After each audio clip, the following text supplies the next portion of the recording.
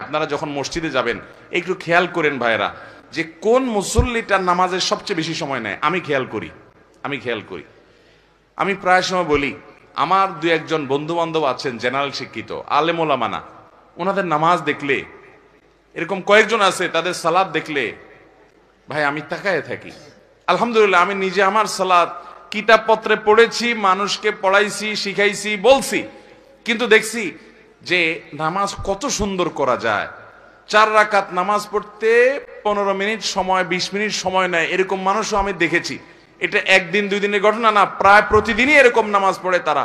অনেক বড় বড় ব্যবসায়ী, অনেক বড় বড় শিক্ষিত, শত শত হাজার হাজার মানুষ চালাইতে হয়, এইরকম লোকজন মিটিং সিটিং দুনিয়ার ঝামেলা আছে, সব চলে যাক, নামাজে দাঁড়াইছি, নামাজ শেষ করার কোনো কাহিনী নাই, সবকিছুর আগে ধীরস্থিরতার সাথে নামাজ। ভাইরা আমার, এই নামাজটা আমাদেরকে আল্লাহর সবচেয়ে নিকটে নিয়ে যাবে।